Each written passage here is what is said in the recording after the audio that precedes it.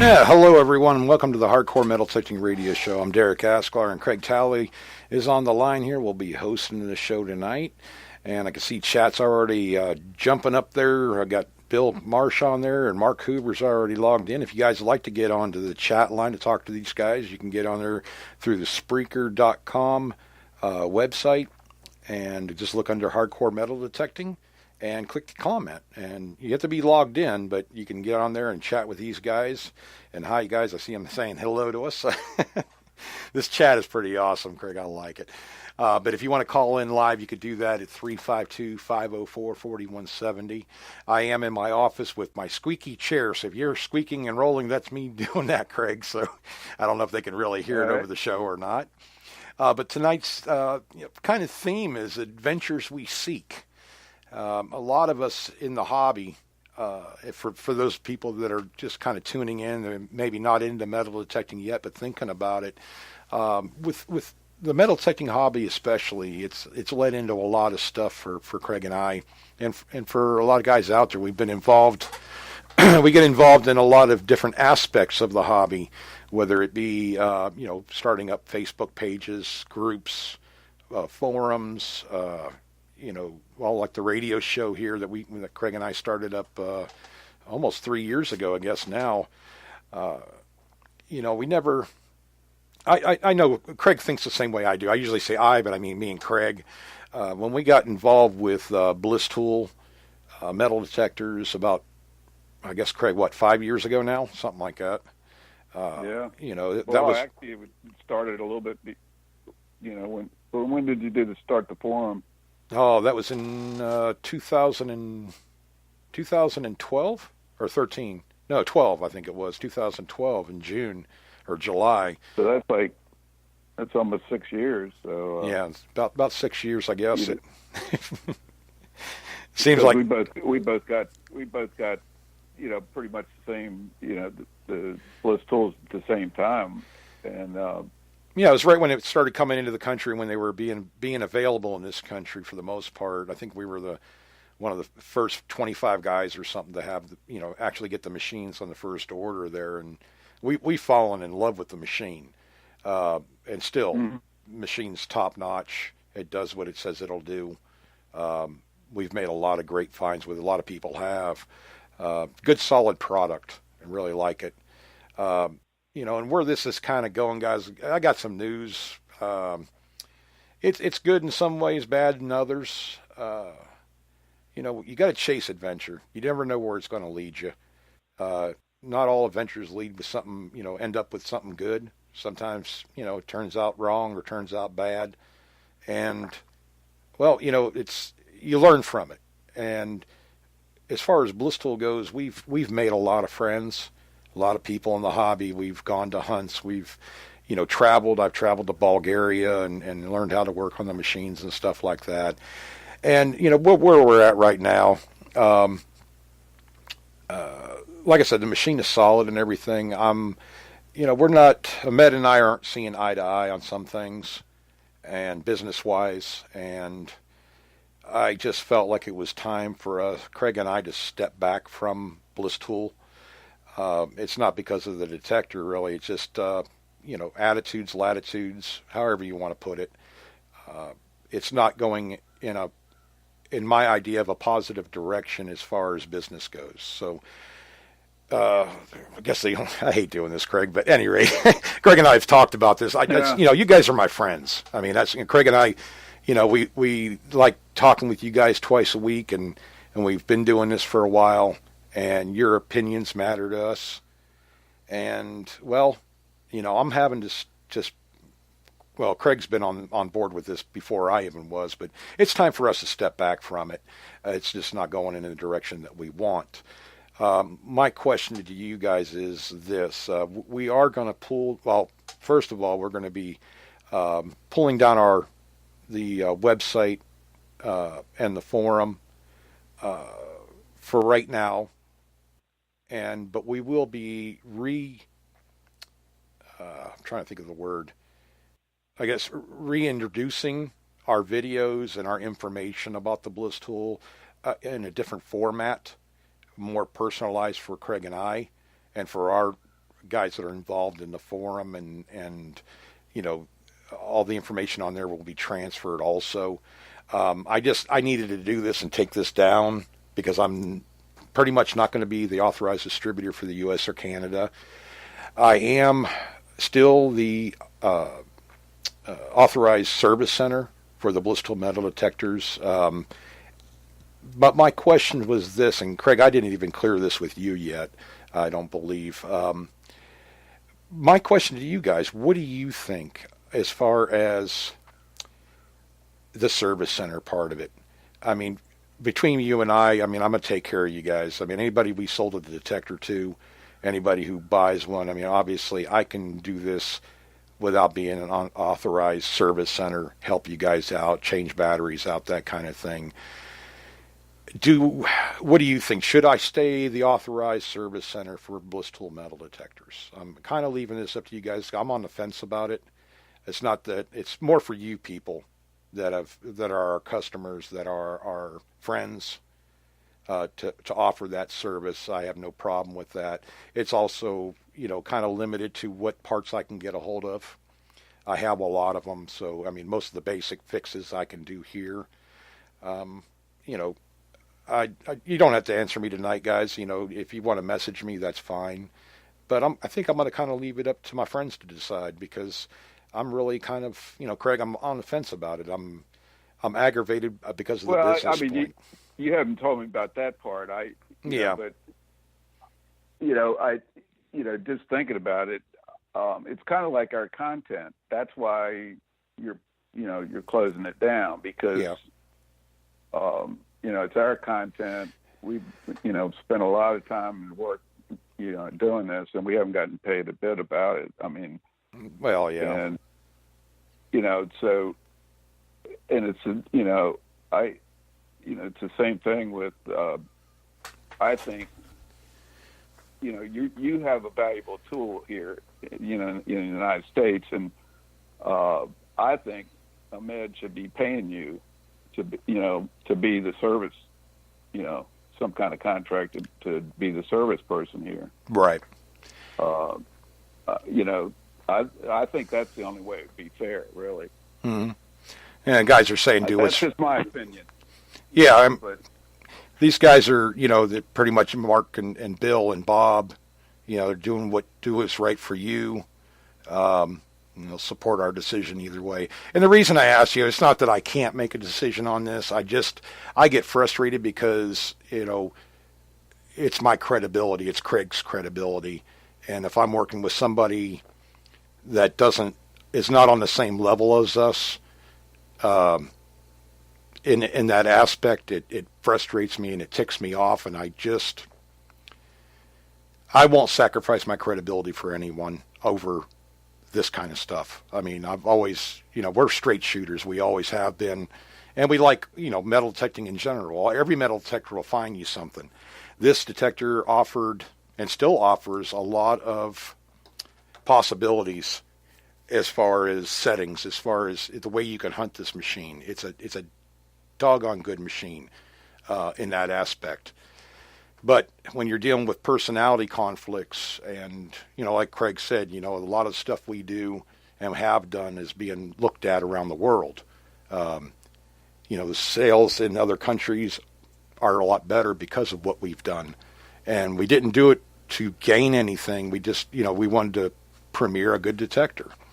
And, I feel like we've done that. But when I'm not getting the feedback from, I don't know how to put this, Craig. Well, I'm not trying to be negative about it. I'm just trying to say, he's not one to do what we want to do. I looked at his stuff. He hasn't done a video in 2 years. Right. So, it's not really, he's on to other projects and stuff, I think, too. So I don't know. I just, we've already decided that, right. It's just not working. So, it's just, I think, of course you're going to go ahead and do that. But I mean, if you want to do other people, if somebody else takes the distributorship over and starts selling them, Right. Obviously, you're going to be the go-to person if people need batteries and work and stuff like that. So, you know, that's not going to be easy. I mean, people don't want to send this stuff to Bulgaria. Right. Right. People, And that's my people thing. in England don't even. People in England and Europe don't even want to send it to Bulgaria, from what I'm reading. Well, yeah, I've had actually, So you know, that was a big hassle, and all the right.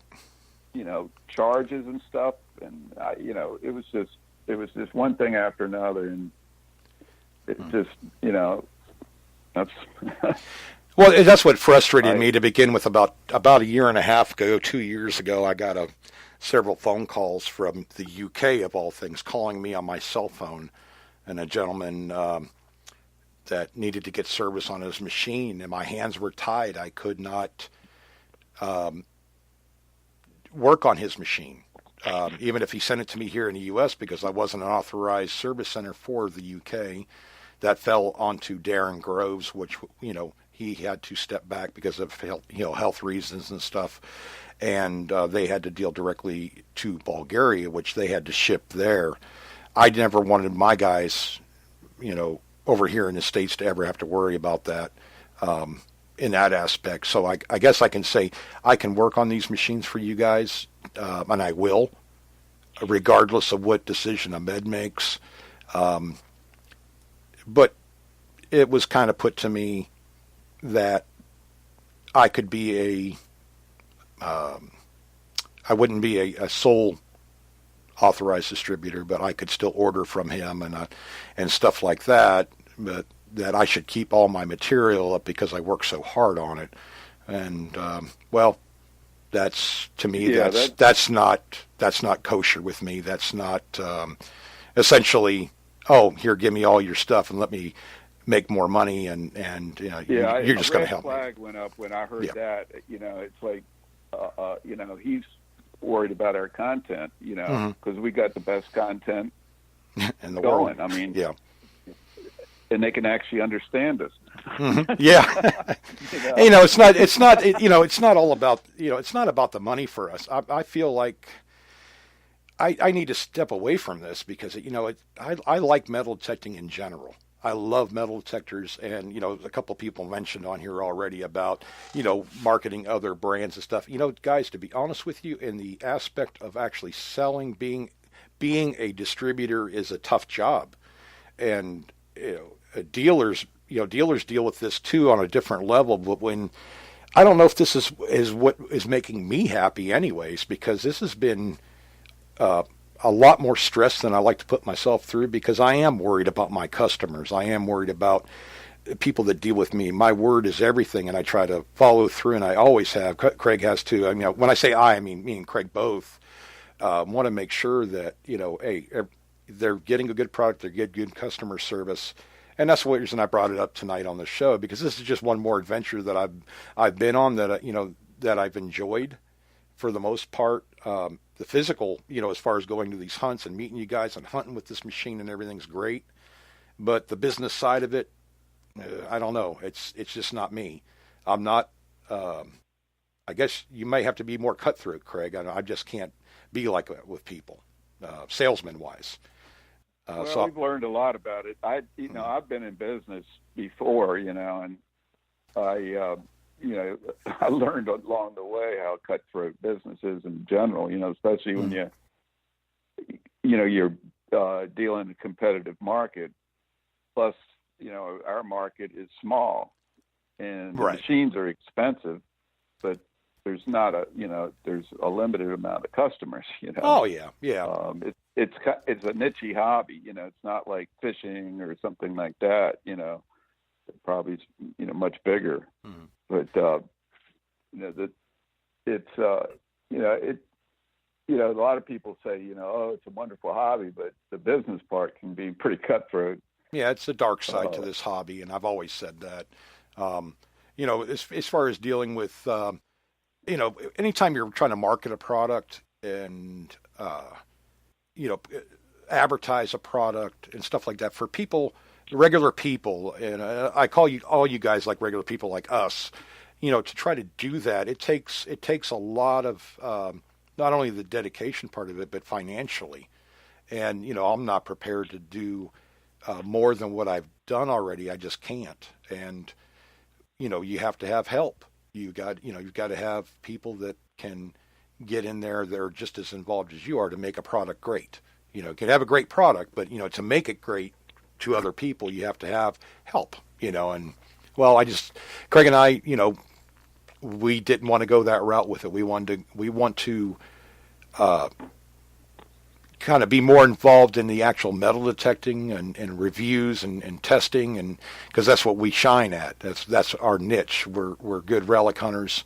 We know machines, and can't get held up anymore, if that makes sense. So I'm gonna kind of leave it up there, and I will make sure I take care of all the customers and stuff here, in the States and everything, and do what I need to do. But as far as being so-called authorized service center, I don't know how that's going to pan out yet, because I don't back down. I don't quit unless there's just nowhere to go with it. And that's why it's so frustrating to me, is I don't give up easily. And, neither does Craig. But when you get to that point where it's not working out in the way that you need it to, and you can't make it that way, hey, sometimes you just got to step away. And that's part of the adventure thing. That was, that whole thing was an adventure.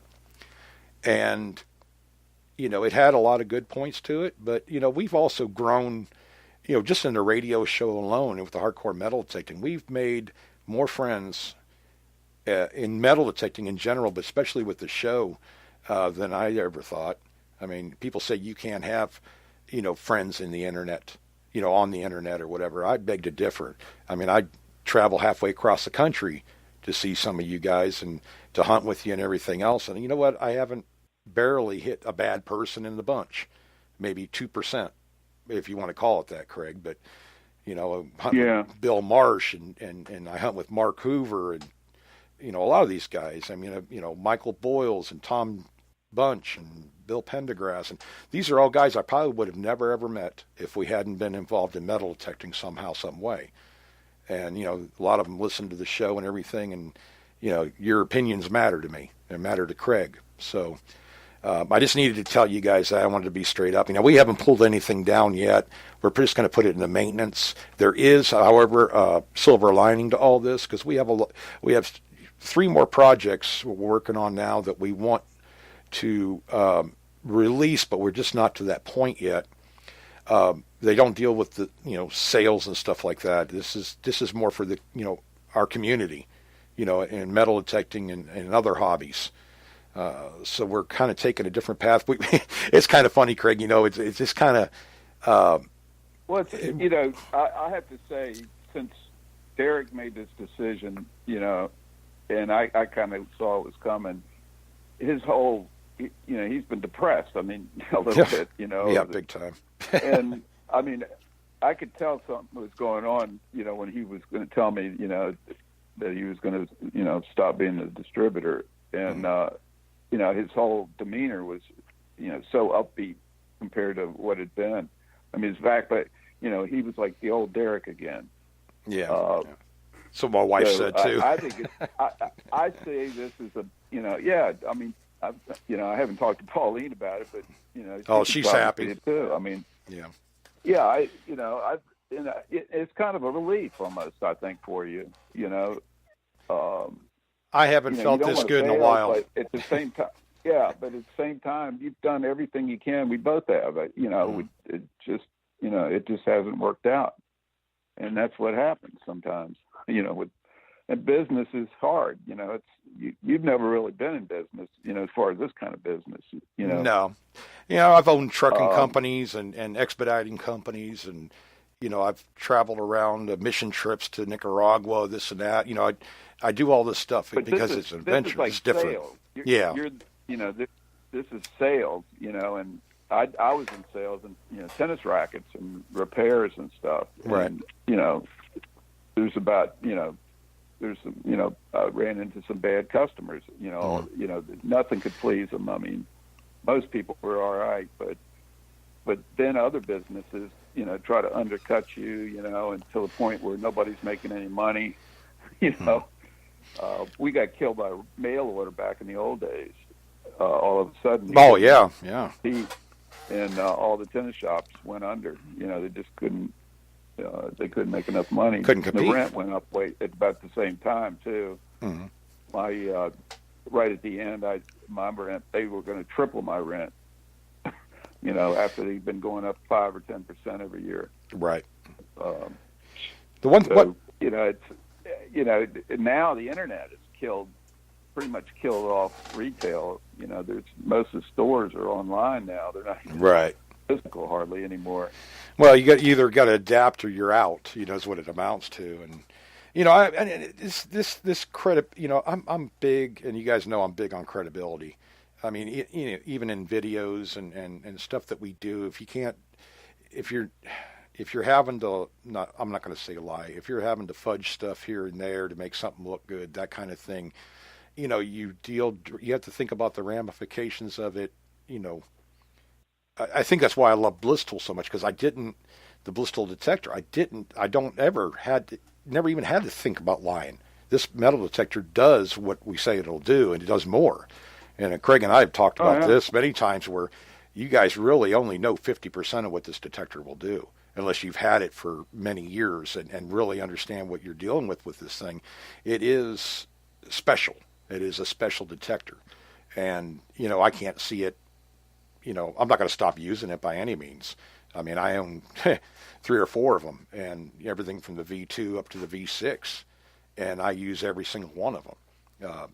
Performance-wise, they're great. They're great for an arsenal of detectors.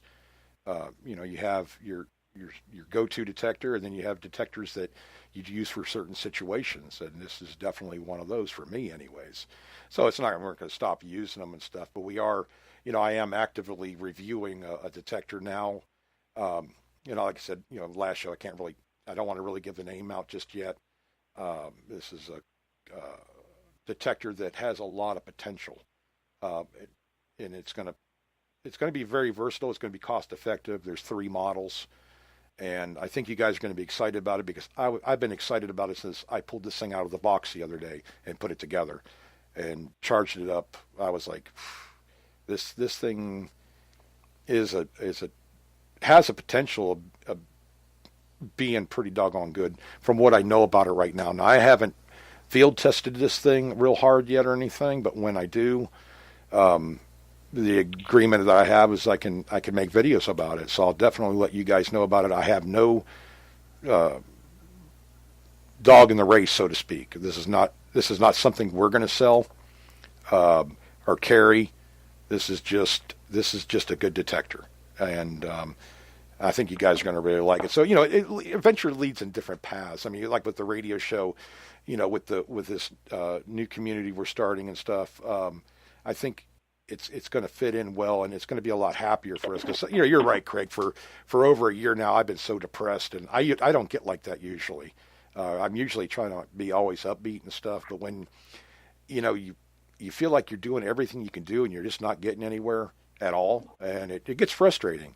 And well, I finally got to the point where, Craig was ready to do this about 6 months ago, I think, or something like that. And so was my wife. It was just me hanging on, trying, if I do this different, if I do that different. But, when it comes down to it, there's 2 people that have to get along, and we don't get along on this topic. We got to part ways. And so, if there's somebody out there that is listening that would like to take a chance on this, I think the product is doggone good. Drop me a line, email or whatever, and I'll set you up with the right people to talk about it, get it contract, and if it goes well, which it could, depending on how you have things figured out, I'll be more than willing to help you any way I can to, put the good word in for you, that type of thing, Craig, and be supportive. I mean, you're my friends. I mean, I'm not going to steer you wrong. This product has great potential. It's just I'm not able to do anything more with it in the way that I do things. And now Craig and I don't do things the regular way either, like everybody else. The other thing is, if anybody has problems with settings or anything, you can still call me, or I'm sure Derek, you can call him too. But oh yeah, definitely. We're I love the machine. I mean, I use it almost every day in the yard. Yep. I'm finding all kinds of stuff with this thing that I haven't, I didn't think was possible when I first started metal detecting. Always dreamed of a detector that would do things this one does, and now I have one. But it's like Derek says, there's a lot of stuff suddenly opening up. Right when everything looked kind of bad, all of a sudden a whole bunch of stuff's opening up. Right. So we'll see where it goes. But it's always a quest for adventure, type thing. I just want to, for us, Craig, just meeting everybody, going around to different hunts and stuff like that. Yeah, Blissful was part of that, obviously, but I'm still wanting to hunt with my friends. That's the thing. And seeing these places and detecting different parts of the country, that hasn't changed in the least bit. Matter of fact, if anything else, I'm more fired up about that now than anything, because now I don't have this not holding me back, but having to worry about this stuff from a business standpoint. That gets that weighs on me. Like I said, I don't quit. 99% of the time, I don't quit. I don't feel like I'm quitting now. I feel like I'm just passing it on to somebody else that can do more with it. The product is solid, and so, if anybody would like to try to get involved in some way, dealers or distributorship or anything like that, you can always, give me a call or message me, and I'll help you out any way I can.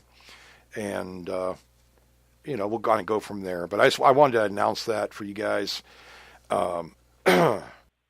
A lot of you guys have bought the machines, and I just didn't want you feeling like I'm just kind of, a lot of times people just step away and they never even give an explanation. So I wanted to be straight up with you guys and talk about that. But, shoot, I guess I just want to put that one to rest, Craig. It's a hard discussion to have, because I have a lot of passion for this machine, and passion's probably led me, led you too, Craig. You got to have that passion, or you're not going to want to be involved with a particular product or anything, really, if you don't have that. Yeah, I mean, it's been a lot of positives, not just with the machine, but all the people we've met, and it's like my YouTube channel. I've actually done tests that people ask for on my channel. Right. To see, things like that, which is pretty cool. And I remember up in Pennsylvania, people were coming up to me going, "Hey, Craig, I'm on your channel," and it was really cool to meet people like that. I never imagined, that you would ever even meet these people, and Ohio was even better. I mean, look at all the friends we made out there. Oh, yeah, no kidding. It's great. Yeah, it just, I see on here like this. He says, I'm going to be, he was going to be selling Mind Labs on a street corner under his trench coat. You never know. If it's going to sell metal detectors, by golly, I'll do it. No, these guys are already crawling out of the woodwork already. Yeah. Yeah, it just, we've always said it on the show here, too. We're not scripted, man. A lot of times we just, 10 minutes before the show, I'll think of something we want to talk about or whatever, and we do. Or Craig comes up with a topic. That's what makes this show really good, I think, and a lot of content. It's just what's going on around us. I mean, it could be something on the news. It could be, where we're hunting at, what they're finding. I mean, this is all stuff. I can't go to all these places around the world and this and that, so I watch videos. I mean, if I can't, at least I can live it through somebody else's eyes, and see some of these places and the finds they're making. And I think that's what I've always done with metal detecting anyways. Always a craving more information, wanting to be the best I can at the hobby. And, I'm you never know everything. If you know everything, you might as well get out of it, so we're always learning and always always looking for a new product, new metal detector that does more than the other ones do, or better than the other ones do. And the technology's actually jumped pretty good over the last 2 years with a lot of these machines coming out now. And the one I got my hands on now, it's so far so good, Craig. I mean, I know you haven't put your hands on it yet, and I'm actually going to send one up to Craig and let him play and see what he comes up with. But I'm pretty impressed with this thing as far as the what it's able to do and the way it does it. And it's kind of like the Equinox when you guys were calling in about that. I mean, Sam Waters and Evan and a few others. I was watching a lot of the videos, and the machine has made a progression for the cost and what it's doing. It's you're taking a mid-level detector, and it's actually competing pretty good with the upper level detectors. That's a good thing. Anytime you see that, because that just means that from now on, detectors are going to come out with a low level price, but they actually have more functionality. So that's better for the user, the customer. When Craig and I mean, God, I'm not going to say what kind of detector I had when I started out, or I think I have before, but it was pretty much low level 5995 type thing. It didn't take me long to figure out that I love the hobby. I've had several people, listeners actually, that messaged me about, like there's one particular lady that stands out that she said, well, I'm new to the hobby, or I'm wanting to get into the hobby. What kind of detector do I buy? I'm a small lady. I can't handle anything real heavy, that kind of thing. And the best advice I could give her was find a machine that's in your price range at a low level price range. See if you like metal detecting in general. Take it out for a month, go out, once a week or twice a week, and see if you truly love the hobby or have an interest in the hobby. And that's when you can make a decision on the next better detector for you. All the metal detectors out there will find you something.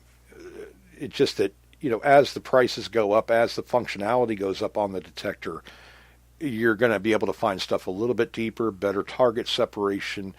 Maybe it's a style of detector you like. Looks is half of it right there. I mean, if you like the way it looks and if it's lightweight. So, I gave her a few examples of detectors that she can start out with. And it's no different than I would tell my own kids or whatever, my neighbors, if they want to get involved.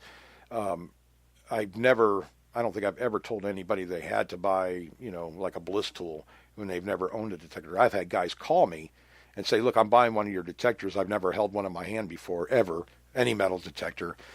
Can you help me out with it? And I've done that with many, guys out there, and they've been quite successful with it. So I'm able to give them that information. But with other detectors, Craig and I know a lot about detectors anyways. So, there are ones out there that you can get that are going to be okay enough for you for, 6 months or so. And then you're going to probably want to get into a mid-level AT Pro, MXT, Equinox, whatever. You're going to want to get into that level of a detector if you're going to want to be in the hobby. Or you might want to, get a used detector. Well, yeah, that too. Yeah, there's plenty of good deals on that. You might even talk to one of the distributors and say, hey, I want to try a lower price one. Could I trade that one back in? On another one. That's a good point. That's a good point. A lot of these. There are people that do that. Mm-hmm. There are, I know a couple of the companies. I won't name them, but they do that. They do take trade in. Well, a lot of the dealers too. Like I know that, like Treasure Mountain, Keith Jones and Jeff. I'm sure they have used machines that they get in on trade and stuff. I remember them having those before. But some of the dealers, maybe your local dealer, or somebody, you could buy one of these at a used price, but always trade it back to them. Say, look, I'm going to buy another one when I find out what I really want, and can I trade this one in towards another detector? And depending on how they have their system running, I'm sure they do that for you. I mean, I've known Heath for quite a while. He's a fair guy. Trying to think of some of the other ones. Well, Craig, Dave Wise. I don't know if he has used detectors or not. I know he deals. I think Sam Waters may, if she has, like, I know she was selling or dealer for whites. I don't know if she still is or not. But, if she had a used machine or took a used machine on trade or anything like that, a lot of us have them. I mean, gosh, I know that Bill Marsh and everything, we're not, on a used machine, we're not trying to make a killing. He's probably just trying to get his money back that he paid for it, a little bit of it anyway. So a lot of us on here sell detectors, ones that we don't use anymore or whatever, but that doesn't mean they're not good. He's not going to sell you junk, put it that way. It's going to work and everything. So definitely, if you're new to the hobby or thinking about getting into the hobby, listening to this show, you can contact me or Craig. We can put you on to people that do this, or just get on the Facebook pages, and you see a lot of times somebody selling a detector, and the reason they're selling it because they want to buy another one, a more expensive detector. So, hey, sell this one, buy a better one, and so they're getting happy. You're getting happy because you're getting a good deal. Hey, what the heck, So, well, you probably could get a pretty good deal on a AT Pro right now because everybody's switched to the Max. Oh yeah. And there's nothing wrong with the AT Pro. I mean, AT Pro is probably one of the biggest sellers in the United States. I mean, come on. It is probably in the world. Yeah. I mean, it's a solid detector. It does, it does a good job. I mean, I've had one. And I know a lot of the guys on here still use them. My friend Jeff Millard over in Austria, he uses the AT Pro, and I think he's kind of got a, thing going with them. Right. But he's a guy that was, wanted to start metal detecting and couldn't find anything with this. I said, Jeff, that thing's a piece of junk. Throw it away. Get at least a middle of the line detector. Right. Don't waste your money. The first one he got was, I think, an Ace 350. Right. Or 250. And he actually found hammered coins and stuff with it. He was doing pretty well with it. But then he got an AT Pro, and then he really started doing good. Mm-hmm. But that's all you need. I mean, if you have good spots, the detector isn't that big a deal. Yeah. But if you don't have good spots, then the detector becomes more of a a necessity more than anything. Yeah. Yeah, I mean, otherwise you're not going to really find anything. That's what you're paying for, is more depth and separation. The machines in the last probably 6 or 7 years, the biggest thing they've done, the big jump is the speed. They're just so fast now, and you can control the speed, and right. It's just nothing like it back in the old days. It's the chips now that they got. Mm-hmm. They're just, and they're going to get faster. They're going to be even better in a few years. Yeah, I mean, I haven't done any recovery delay tests with the low end detector that I have, but this thing, I mean, from what I just messed with this thing out in the yard, Craig, and last night I was horsing around with it, but I was shocked that the recovery delay speed on a low end detector under $300 is as fast as this thing is. This, it blew my mind because that's never been in the wheelhouse of a low end detector. Not in recent history. Yeah, we'll say, the last 5 years it had. These chips are going to probably come down in price, and and the speed is so much better that it's going to be inevitable that's going to happen. And I've noticed that there's a lot of machines I think are kind of overpriced that are on the market. Well, yeah. And you pay for the extras, the bells and whistles we call them, the analysis screens, and it really just gives you the capability of really adjusting those detectors. Well, like the Ballistool, you have the ability to adjust the machine to make it perfect for your site. It adapts very well. What I'm seeing even and we've talked about this a lot on the show too, is nuance of sound. And the one I'm testing right now, I've heard the nuance over videos in other countries. I can't understand what they're saying, really, but I can understand the machine. And for a machine to be digital, to have nuance as pronounced as this one, that shocked me because I could tell when he was going over a good target or an iron target just by the way that the tone was coming out of the machine. That's not something that's not normal. That's been in the last 2 years. The Equinox kind of does it. I mean, I haven't held one into my hand and used one. I know Mark has one, so I'll be hitting up Mark to bring that thing out to hunt with out here sometime because I just want to mess with it a little bit because I've heard stuff even through like when Sam and Evan did the test garden with it. Mm-hmm. I could hear stuff in that tone, and it's too pronounced. It's a nuance in a digital sound. Usually, nuance is what I've come to know as a nuance. It's been through analog machines. And I'm going to say the difference between analog and digital. Essentially, if you had a number scale from 1 to 10, an analog machine would hit on every single number, 0 through 10, where a digital machine essentially would hit sound on 1, 3, 5, 7, 9. But when you got in between on the even numbers, it would either go to one number or the higher or lower.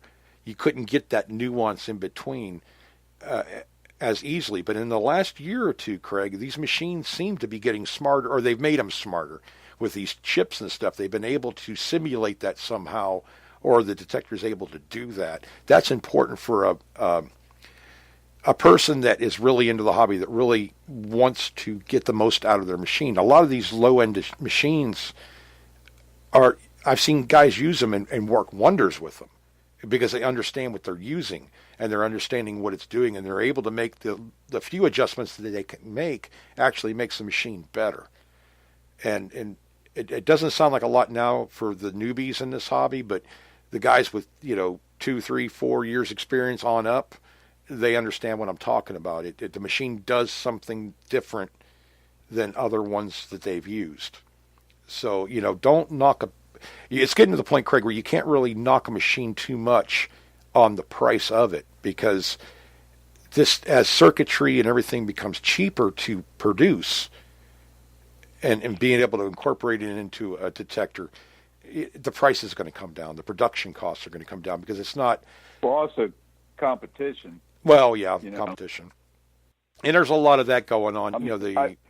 One thing, look at the Equinox. It's a pretty good machine. Mm-hmm. I would say it's top of the line, and it's $800. Can't beat that. $600. Mm-hmm. But that $800 is not bad for top of the line machine like that. No, because that machine really, Equinox should be $1,000 machine. I mean, for what I'm seeing, I've never held one and used one. But from what I've seen with it, and the people that have been using it, it's definitely it's discounted some, where it should have been. But they may have marketed it like that too. I don't know what their the criteria is for, since it's costing less to produce, maybe that's why the price is lower. I don't know, but it has a lot of potential in it. I definitely want to try using. I may get one of those just to play with it a little bit to see, or invite Mark over for a beer and he can come over and bring his metal detector. I don't know. But yeah, eventually. I forgot, brought the AT Pro instead. Yeah.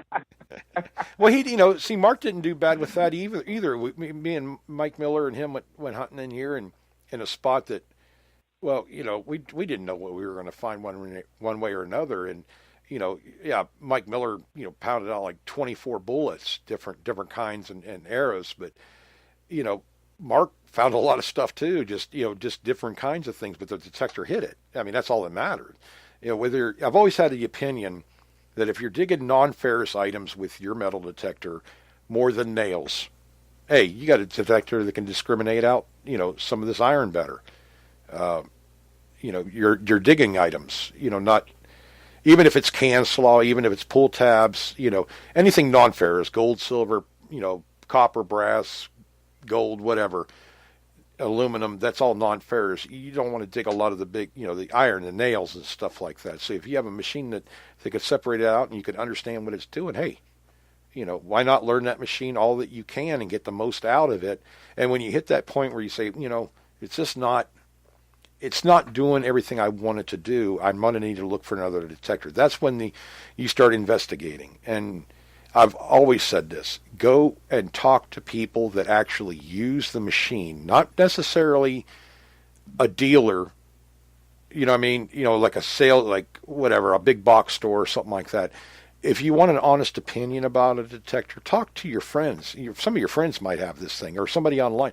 They're going to tell you, and you take every bit of information they get that applies to what you're wanting in a detector and use it, and make a decision from that. You'd probably be better off, because if you're buying brand new detectors, depending on what company you're buying them from and stuff, of course they're going to try to, sell you something.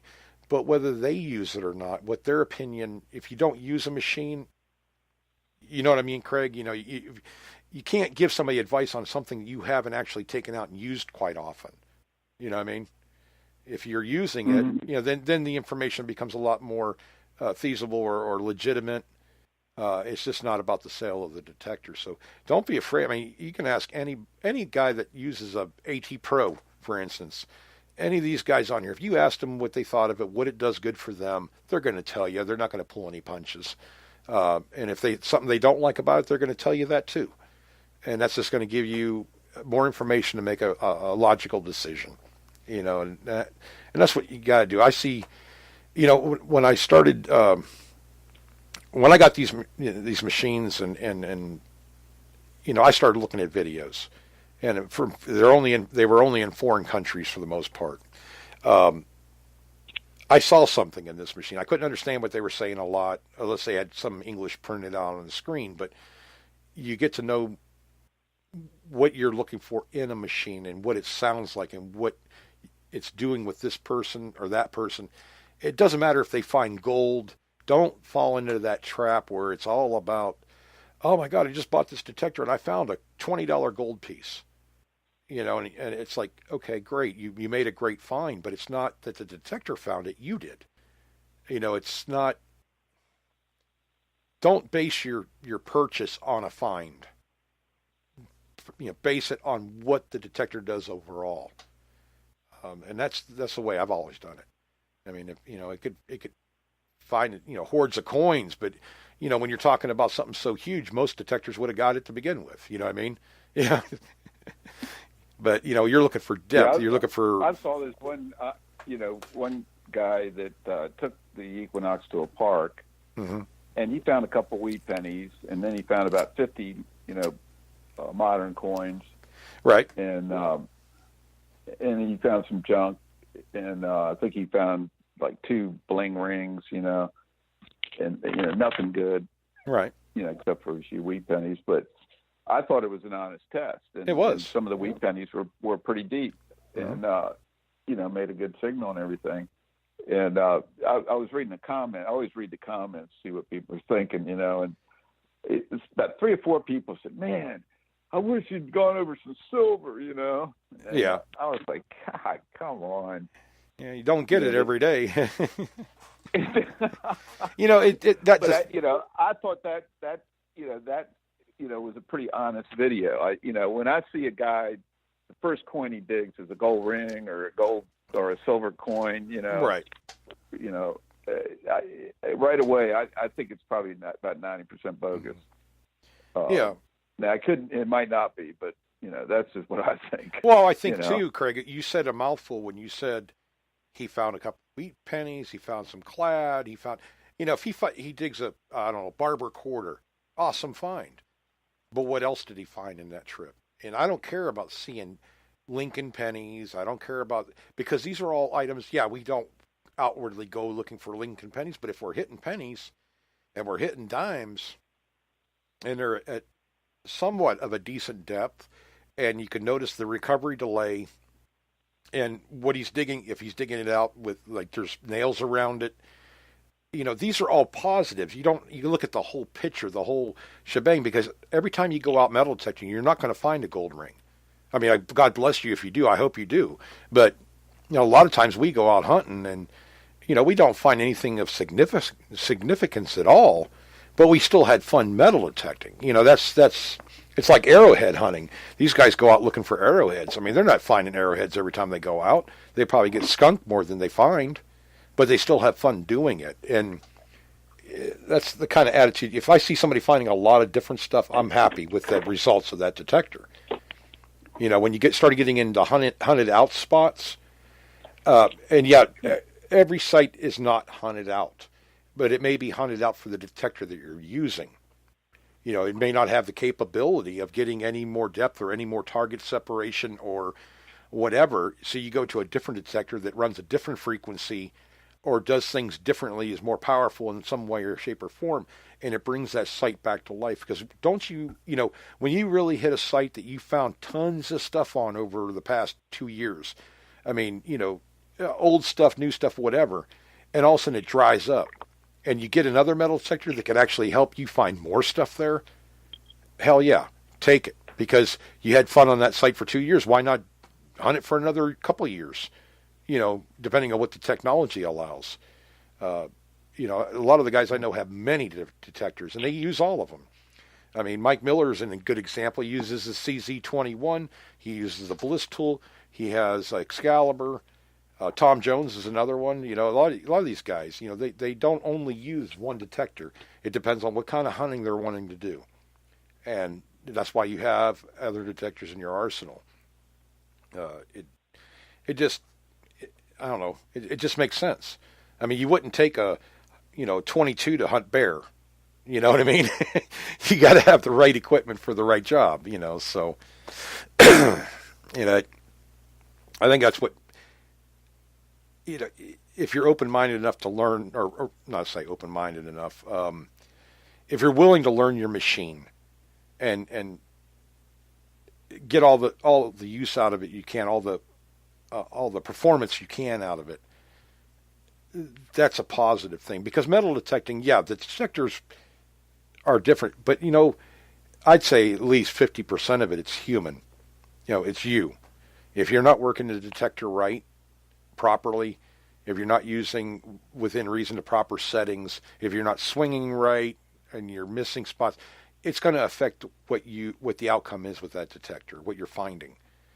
I've seen, a couple over the years, I've seen guys, oh, this thing's a piece of junk. I haven't found nothing. And they're using pretty much a top line detector, but you watch their video and they're kind of all over the place or whatever. They're making a lot of mistakes, but they blame the detector for it. They got to blame themselves a little bit for it. When I mess up and I don't find anything, I don't really consider it a mess up. I still had fun metal detecting, but I try to figure out what I'm doing wrong, or maybe it's just not my day to find anything. And it happens. I mean, you could be the best doggone detectorist in the whole wide world, but somebody that's brand new to the hobby can skunk you on a hunt just because they got their coil over it and you didn't. So, it's I don't know, Craig. It just doesn't make sense not to progress, I guess you could say, in the hobby, unless you're getting good results out of what you're doing already. When you get to that point and you want to get a different detector, keep the options open. And that's, a lot of you guys know this already. This is more we've had a lot of newer listeners or people that are thinking about getting into the hobby that had a lot of questions. And that's why I threw it out there. That's why we have no format on our show, because we could talk about anything anytime we want to, right? So. Yeah. But yeah, some of the stuff that, we have going, it's funny, this metal detecting hobby, it leads you into, if you're paying attention, it can lead you into so many good directions. And, we talk about videos, making videos, we talk about podcasts, radio shows, testing metal detectors, working on them. It can even go into other areas like the accessories. There's a lot of guys. I met the guy that makes the Gravedigger tools up there. I think he's in Cleveland, but I met him at the CWPPO hunt. And here's a guy that has a talent for welding and everything else and design, fabrication, I guess you could say. A real nice guy, and he makes a solid product. I mean, it doesn't have to be a metal detector, but metal detecting let him into it, I'm sure. Because people need a good shovel or the Predator tool, same way.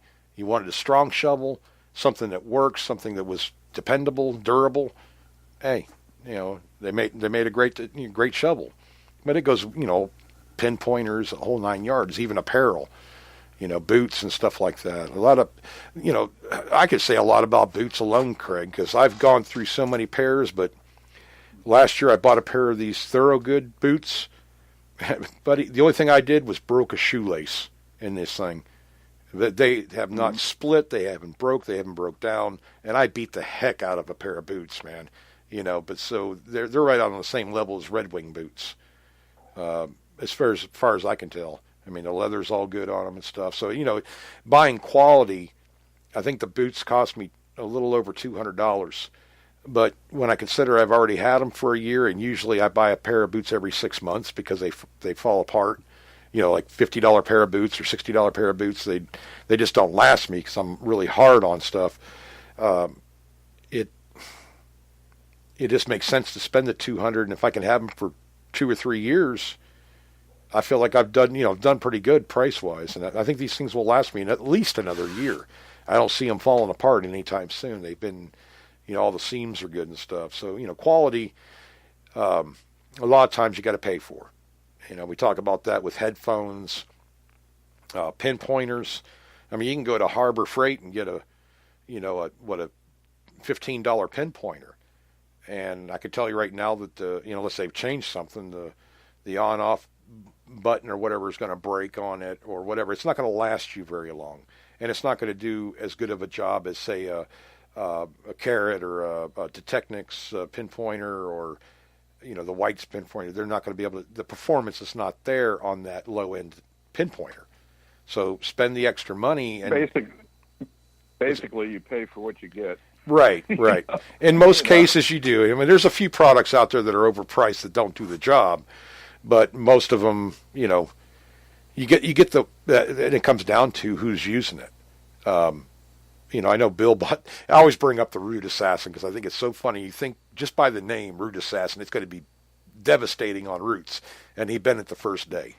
He knew it was going to be probably a piece of junk, but he bought it anyways, and well, it didn't live up to anything. And you do have products like that, but most of the time you spend the money on a good product, do your research on it. It'll at least last you. I still have one of my, I think it's a Piranha Les Tools. I think it was the Piranha, or maybe it was a Sand Shark. I can't remember, but it's real narrow blade on it. But I still have it. I'll probably use it in this next video because I'm going to be hunting really hard ground. It's almost like a parking lot area, but it's packed.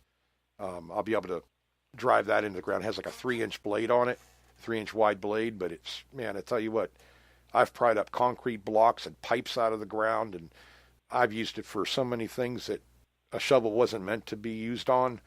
And it's never bent and it's never broke yet. And I've had it for, I think 7 or 8 years. Damn good shovels. I mean, those Predator tools, man, I tell you, and you're not going to beat those shovels. They're Gravedigger tools. Those strong shovels. So you get what you pay for, I guess. So, but Craig, you've done a lot of stuff. I know you were, in tennis for years. You were an instructor for years. I know you made the Hall of Fame in track and field a couple times. I mean, you've done a lot of different. What brought you into metal detecting? Did you ever tell everybody that? I mean, I was kind of curious myself, but I don't know if you ever told me why you got into metal detecting. Well, actually, just recently, a guy was asking me about it, and the guy that I went to high school with, and he was saying, you were so competitive, and you after you did track, you were into the tennis, and I said, I came to kind of a nexus that, it was kind of weird the way it happened. I was friends with the guy I played tennis with a lot, and he metal detected, and I didn't know it. And he'd been metal detecting probably for about 8 years. And this was 1986. And at the time, I was kind of getting tired of tennis. I was having a lot of injuries, and there was a lot of politics in the leagues I didn't like. And I just, was starting to, just I wasn't as interested in tennis, I was still in the business, I was still had a business, but one day we were playing tennis. I was playing tennis with Mike, and he said, "Man, you got to look at this. I found a gold coin with my metal detector." And I said, "Really?" And he showed me this $1 gold piece. I said, "Wow, that's crazy. I didn't know they made coins like that tiny." Yeah. It was little. If you've ever seen a $1 gold piece, it's kind of small. Oh yeah. And but it was just gleaming. I was like, wow, that's crazy. I think it was 1853. And so anyway, I said, "So you've been metal detecting?" And he said, "Yeah, I found all kinds of stuff. You want to see it? See my stuff?" And I said, "Yeah." So I went over to his place, and he was showing me large cents. I didn't even know they made large cents, that, pennies that big back then. Right. I didn't either. I absolutely knew nothing, He showed me a Walk of Liberty $50. And I said, I remember those when I had a paper route. People still, it was like in the mid 60s. So there was still silver, was still right. circulating around 1965, 66. It was, still there was silver in circulation. Right. It gradually went out real quick after that. But anyway, I said, "Man, that's wild." I said, I saw a lady at the beach years ago that I heard that she found a ton of stuff with a metal detector, and I saw her out there. And I said, "Man, you got any used metal detectors you might want to sell?"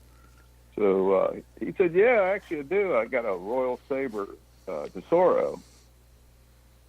And so I ended up buying it, and there was a spot nearby called Cameron Valley, and it was a World War II housing project. Right. For the workers that were at the torpedo factory down in Alexandria. And my grandfather actually was a welder there. I did welding on torpedoes and stuff for the military during World War II. And this place was started around 1941 or 2, I believe. And then it became, over the years, it went into welfare housing. And they were going to bulldoze this whole place and put in, all these rich people's homes and stuff. And so nobody cared. And, everybody, I started meeting people up there. The first day I went up there, because Mike said, "Why don't you go up there and try it?" Nobody cares, they're bulldozing the whole place, and everybody pretty much had moved out.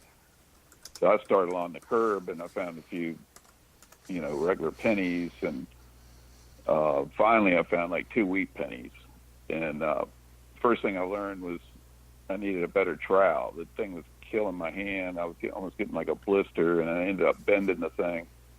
Just like little garden plow I bought. Yeah. So I talked to my friend, and he said, "Well, go up to the coin shop." And this guy Roger Staples had a coin shop. He also sold lights, and he had these digging knives. So I got one of those, and I ended up putting a leather tennis grip around the wooden handle, and I still have one just like it. I've gone through maybe 3 or 4 over the years, but this one I have right now I've used for about the last 10 years, and it still works. Yeah. So, but anyway, I got, went back up there, and it made a heck of a difference. And I guess after about 3 times up there, I started finding more wheat pennies, and I learned to stop digging the loud signals and just go for the softer signals. And this machine had a 7-inch coil, I believe, or 7.5-inch coil, and it had a blanker and all kinds of stuff on it. But I just kind of ran it wide open, and I used high discrimination back then because I didn't want to dig a lot of trash when I first started. Right. But I think it was the 3rd or 4th day out. I parked behind the fire station and then walked into the back of the housing development, and I just turned the machine on right at the curb. Took one swing and I got a signal. and I dug a 1920 Mercury diamond. I couldn't believe it. I was like, I think that's in and I started. This is in kind of late June, I guess. And by the end of the year, I think I dug 30 silver coins with that machine. Jeez. And I started going out with other people, and I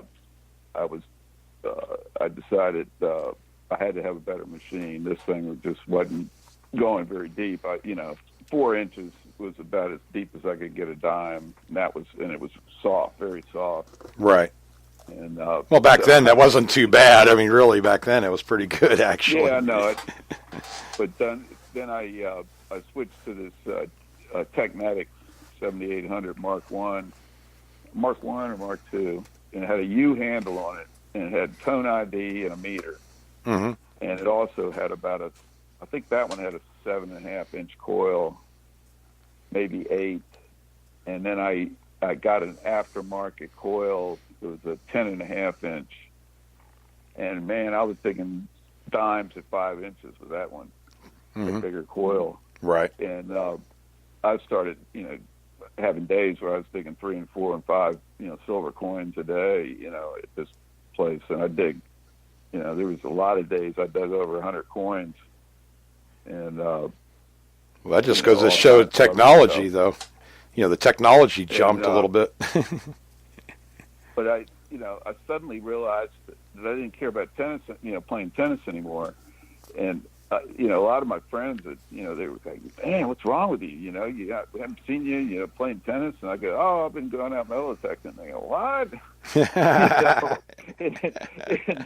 and I'd show people stuff, that I found, and I could tell most of the people weren't even interested, but some people were. But all of a sudden, it just became, it was like almost a compulsion, and Mm-hmm. I started hunting with a lot of people, and within like 2 years, I became the president of a club for a couple years, and but then I got kind of to the side of the hobby where people were, there was bad actors, people that were cheating, people that weren't really, we'd find spots and this guy would go behind our backs and all kinds of stuff like that. So one day I decided I don't need anybody to go out with. So I started going out with myself, by myself. And for about 20 years, I rarely ever hunted with anybody. Mm-hmm. I liked it because I could go out and I didn't have to worry about the other guy, wanting to go home early or, oh yeah, all kinds of stuff like that happens, Mm-hmm. I had some bad experiences with a few people, and it does happen. Where I just, it was just one day, it just broke, and I decided, nope, that's it, can't take it anymore. Yeah. So, but it's funny. When I got on the internet, all these years later, I think about 2000. I guess about 2009 or so, I started realizing, and there wasn't a whole lot at first on metallotechning, but, in the last probably 4 or 5 years, it's exploded. Oh, yeah, it's huge. With how many channels and all, it's pretty cool, actually. But there's so much knowledge now that you don't have to, a lot of this stuff I figured out myself, or I talk to friends, or I meet people in the woods, and we'd be talking, and a lot of veteran hunters, would, if you had the same machine, they'd give you tips. I always gave people, I saw a poor guy one time that had a brand new Mine Lab Explorer like mine, and he saw mine and he said, "Oh my God, you got one?" He goes, "I can't find anything. Oh, This thing is a piece of junk." And I pulled out a cut real and I said, "Yeah, this thing's a piece of junk. I just found this." Yep. His eyes like popped out of his head, and all these guys are going, "Oh my God, you found it here?" And I go, "Yeah." And so he just didn't have his settings anyway, right.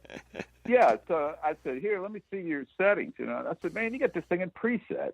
Mm-hmm. And that just doesn't do it. I mean, you got this, Great detector. when you have a good detector, this thing was top of the line at the time, Mhm. you know, and it was like, you know, you got this great detector, but you're not, you know, you might as well get a lower model. You know, you're not even using the The you know, you're not performance pumping level, it yeah. up. You're not. Yeah. So I put the program into it, you know, and you know, he did an air test. He goes, "Oh my God, it's almost twice as far." And I said, "Yeah," you know, and I said, you know, and I said, "I saw you when you were coming up. You're swinging too fast. Yep. You know, you need to slow your swing down a little bit, Yep. you know, to give yourself more chance for that, you know, to hit the target, you know, solid, you know." And but yeah, I always tell people, you know, it's terrible if you're in the middle of nowhere. And one time there was a guy that had a Nautilus and his batteries went dead, and I had 2 extra, and I said, "Here, I'll give me $4 or $5, and I'll give them to you." Mhm. So he did. So he could hunt, you know, the rest of the day. You know, I don't even know who the guy was. Well, Jaron's on here. He was just saying, he goes, it'd be different to tuck with someone.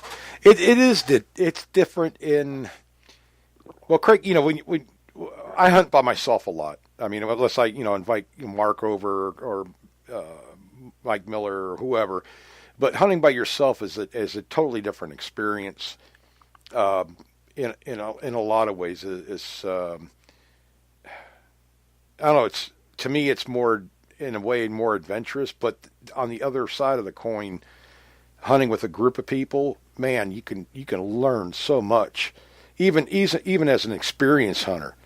I mean, if you're watching, I always tell people, watch what the other guys are doing. What they're, you know, even if they're doing something wrong, that's fine. You don't have to do that, obviously, but you're going to find things that they do that you aren't, in the way they swing their detector, the way they hunt, and it makes you a better hunter. There's a lot of damn good hunters out there. I mean, more than we can, you know. I talk about this sometimes generally about, you know, we bring up the worst sometimes in the way that people do things, but there's a lot of people. You guys know your stuff. I mean, there's a lot of people out here that know metal detectors, know their metal detector, and have a ton of information. I mean, you know, just you hear them on the other shows, on our show. You know, people call in. It's a big hobby. There's a big amount of people that are involved in metal detecting. I mean, even one of my neighbors, you know, the lady that my wife works with, her kids, they were at the beach last weekend, and she has a 12-year-old and I want to say 8 or 9-year-old, and they got to the beach and they were walking around and we should have had Mr. Derek give us one of those detector things that he has, and we could have found treasure on the beach. You know, even at a young age, man, they're already, you know, they're wanting to get into this hobby. They're wanting to go treasure hunting. And that's really what it is. I mean, it's the little treasures beneath our feet. Yeah, we're not going to, you know, probably not going to find big hoards of coins or anything like that. But hey, there's always that possibility. But it's the adventure part of it. These kids are, you know, I told her, I said, well, I'll bring a detector over and let them metal detect your yard, you know, and everything. And I might get some footage. She goes, well, you can make a video. I'm like, well, I'll make a video about that. It'd be kind of cool. But I've always, you know, said the younger generation, man, I tell you, they're well, like Cody, Josh Buckwater's son, and Maddie. And Maddie's the other one. I mean, that kid was out there with a CTX 3030. He's no bigger than a minute, and he's muscling, and he's sticking with it, buddy. He is sticking with it. I tell you, that's, you know, and I like Cody, man. Well, now he's got an Equinox. Equinox, yeah, Equinox now, which is really cool. So now he can swing a big coil. Yeah, you know, it's like Cody, and we were at that CWPPO hunt last year, and he's on top of this hill, and he's got this like 2 foot deep, about, I don't know, 2 foot across hole dug, and he's sitting on the ground. He's with his pin pointer. He's pulling out nail and this and that and everything. But he sat there for at least 30 minutes digging that, and it was really hard ground. And you know, I walked by him one time. Are you finding anything? He goes, "Oh, just a lot of junk right now, but I think there might be a good target down in here." Just the dedication from from a kid that age. And then his dad comes over and says, "Well, don't you think you probably should fill that in now?" You know, finally, after he spent, you know, all that time on it, and he wasn't finding nothing else. But to see that kind of dedication out of these, younger guys and gals, and even Mark, Mark was on Mark Hoover's granddaughter. He has a Go Find that she uses and stuff, and for her to get out there and she has fun and she follows people around. We were at the Florida Hunt 4, and she'd follow us around, follow Mark, her grandfather around, and then I think she finally ended up following Dwight Collin and Brian Robinson from New Age Goonies. And she was on him, and she's like, following. She's right behind him. Whenever he's finding something, she wants to see it. She wants to, dig it out for him or whatever. It was just kind of cool to see. That's a good hobby. Kid, you can get dirty, you can have fun, and you can find treasure. What the heck, man? What kid wouldn't want to do that? And it's kind of like I've seen more men and women that metal detect bringing the kids out, and it becomes a family fun. They get to go out there and have fun. So. Seeing these kids now, and there a lot of them are making videos. Even in Australia, the Aussie coin shooter, I think he was when I was watching his videos. I think he was like 14 or so, and him and his friends would go out metal detecting. That's fun to see. It's a good, safe hobby, really, when you think about it. They're not getting into trouble or nothing. They're just out there looking for adventure. And I always say, even with my kids, I tell them, and Bethany's another one, said, whenever you're ready to go out metal detecting, she likes the idea of metal detecting, but it's not her thing. But like my son-in-law, he's wanting to go out metal detecting. I mean, they're older now, but I mean, I always tell them, hey, go, do it, have fun. That's what it's all about. Make a few friends. It's opened up a lot of different possibilities for me, and Craig, I know it has for you. And they're not stopping. I mean, as Mark just said that on here, they always, you always find another way or whatever, and another door will open, and it does, Mark. I mean, I can't complain. Yeah, it's a letdown with Bliss Tool, but it's not really. I know I'm happy with the machine, and it's a good product and everything, but it's not going to stop me from metal detecting. I mean, I'll be involved in something because that's part of the fun of it for me anyway. Craig, you mentioned a fella off whatever. You messaged me. I can't remember. I think it was Brandon. It wasn't Brandon Stewart. This is another Brandon. Mm-hmm. Do you remember the research company he was with? By chance, I asked you that before. I think it was something like Legacy LLC or something. Yeah, I'll have to post that up. That video. This guy, he said he might call in or whatever. Yeah, I've been doing a lot of Instagram, and this guy has been liking my photos and stuff, my videos on there, and I can't remember, he mentioned something, and we got to talk, and it turns out he's a researcher for basically shipwrecks, finding shipwrecks and what's on them. And he actually, I think he calls himself Brandon the Archivist. Yeah. On Instagram. So he also has a YouTube channel. I can't remember what it was, but I'll post it up on the hardcore site. I subscribe to it, and then there's another one that is part of the company he works for. It's a business where they have this pretty cool video where they're finding all kinds. I think the one video they found nine gold coins and a whole bunch of silver coins. Yeah, it was just amazing. Old coins. They were bringing up eight. They were holding up 8 reals. And almost everybody got one. And they called them Oreo cookies. Oh yeah, come out of the corroded brown, dark black brown color. Yeah, crusty looking. But and they found these cauldrons that were on the ship, and they were like big iron pots with legs on them. Mm-hmm. So they must have had fires in them or something. Yeah.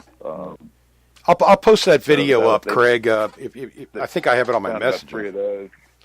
Yeah, I'm going to post that up on Hardcore Metal Detecting just so you guys can check it out. I know he only had, I think he only had 53 subscribers on YouTube. guys, check it out and show some love, so to speak, and watch. You know, he has a few videos, um, you know, and see if you like it or subscribe to his channel. Guys wanting to kind of show what he's finding and everything. I think it's kind of interesting myself because we don't get a standpoint from a researcher's standpoint. On the one on the not on his video, but on the other one, it's got this beautiful. It shows all these artifacts and gold bars, and they got all the Sayers' names and everything on them, and all kinds of coins. There's a lot of them are from the 1600s, and I think they got 9 gold coins, and I don't know. It looked like they got hundreds of silver coins.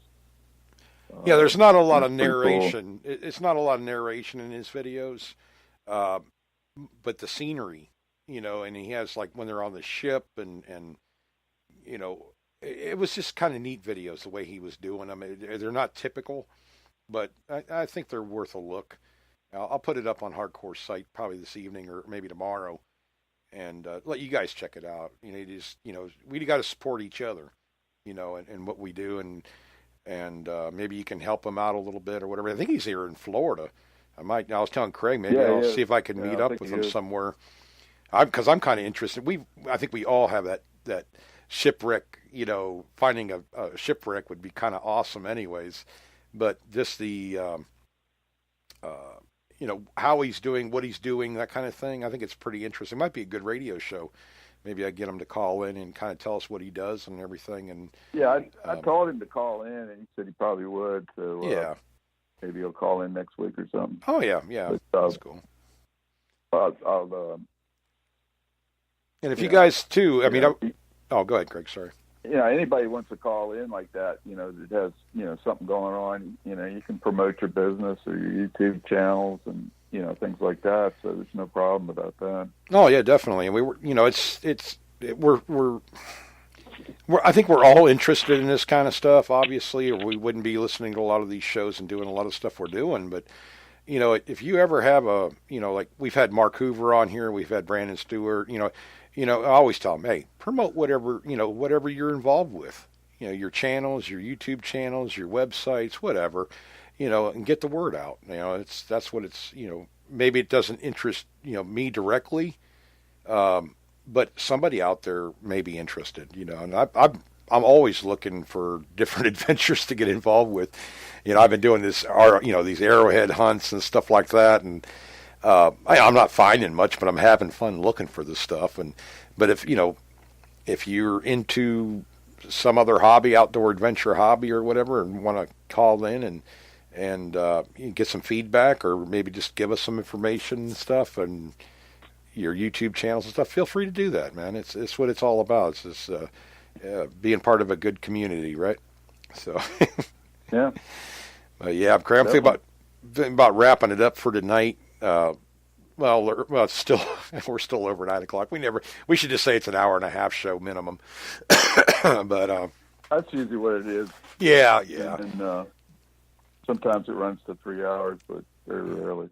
Yeah. What could be better though? Talking to your friends twice a week, rain or shine. You try to do try to be on here all the time, but it's like I sit here and look at the chat while you were talking, and of course I can't walk and chew gum at the same time, so I can't really kind of go through all the chat and everything. But these guys are actually they're talking about all kinds of different topics on here. I haven't seen Barb.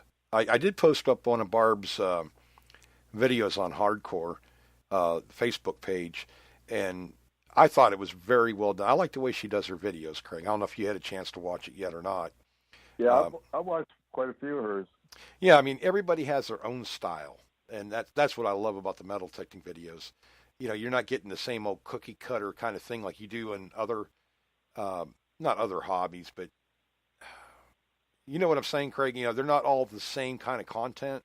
They just, we just kind of do our own thing, and that's what I like to see. And Barb, I was watching some of Barb's videos. I think the one where she found the Indian head and stuff like that, or she was talking about the Indian head pennies she found and stuff. And Indian head pennies, I've always had a special place for those anyways, because I can remember when I was a kid, you were talking about, the prevalence of old coins and stuff that you were still finding silver and stuff in the '60s, and I remember when Yeah. I was probably 10, and even my dad came home. He was showing me. He goes, "Hey, look what I found!" And it was the first Indian head penny I'd ever seen. I didn't even know there was such thing as an Indian head penny. I thought it was the coolest thing, but that kind of got me thinking about metal detecting to begin with. And he goes, he found it. He found it just laying on the Hmm. ground somewhere. And he goes, they do sell something called a metal detector. You can actually find coins and stuff. And I think that's where I first got my first inkling to be involved in the hobby. And of course, I didn't until years later. I think we all like to find an old coin or old stuff, relics, and finding Yeah, it's out like where they're from.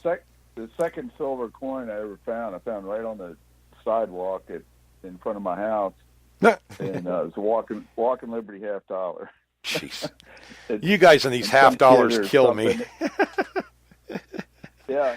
Well, I think it was the first full year I metal detected. I think I found 4 walking Liberties Yep, in in that 1 year, but they were in that housing development, right. and there was, I think I dug.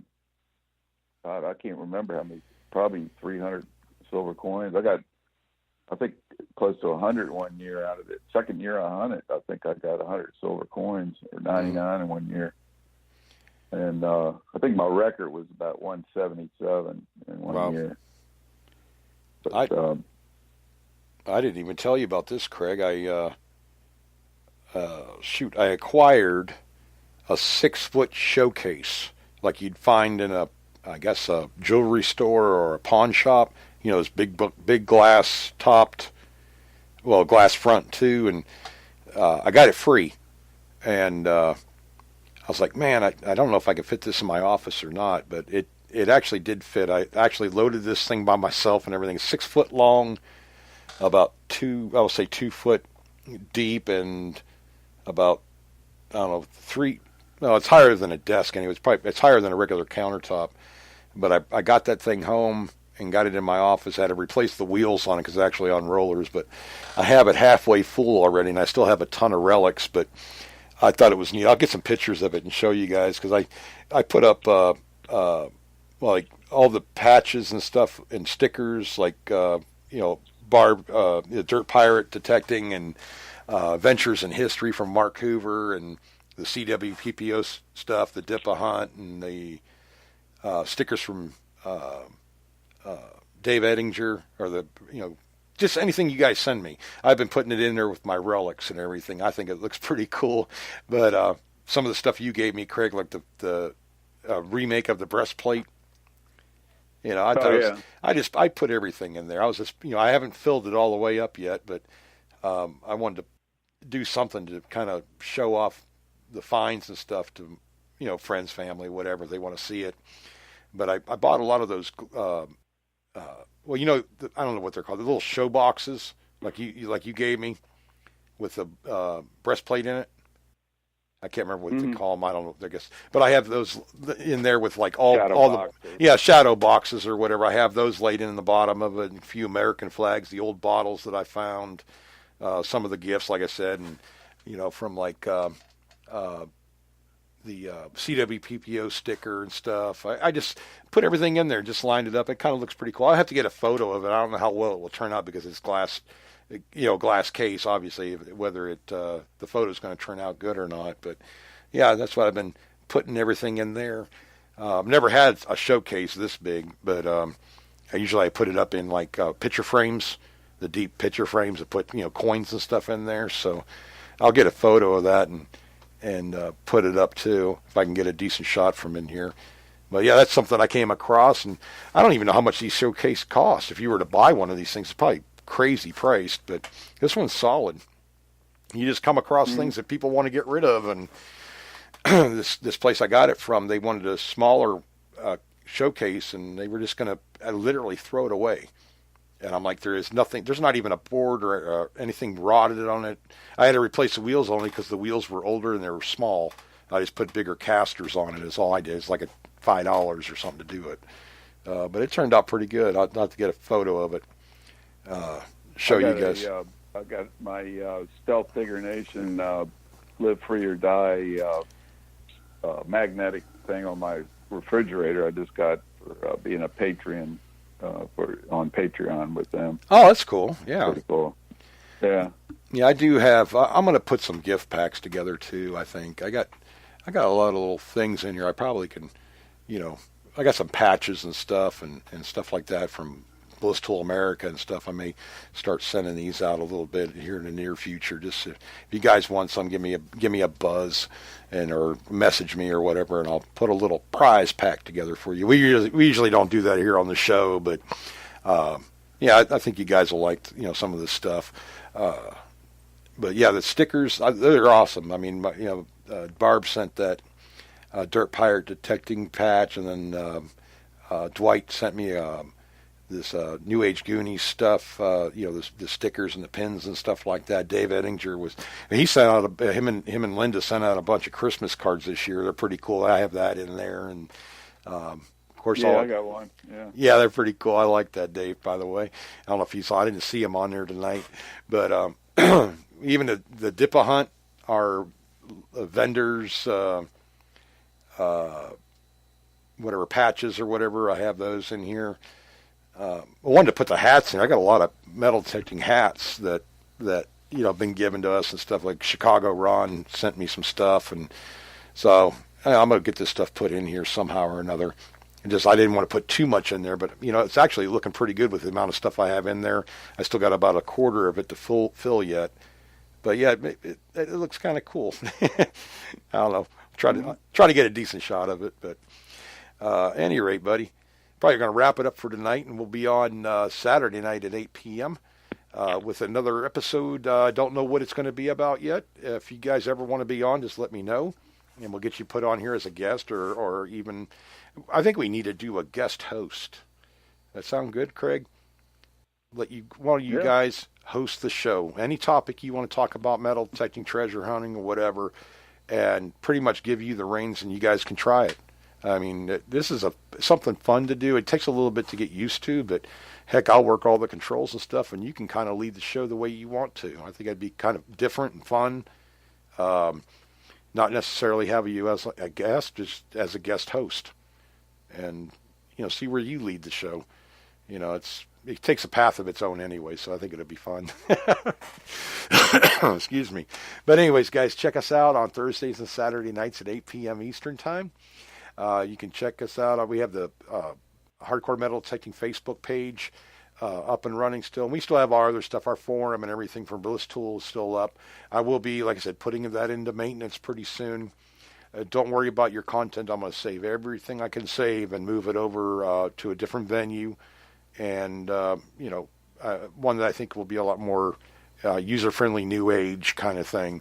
I wanted to get something started that was quite a bit better than what we've had. So we're going to hopefully have that up and running pretty soon. So other than that, guys, thanks for listening. Craig, I'll talk to you after the show. And guys, get out there, keep digging, and God bless.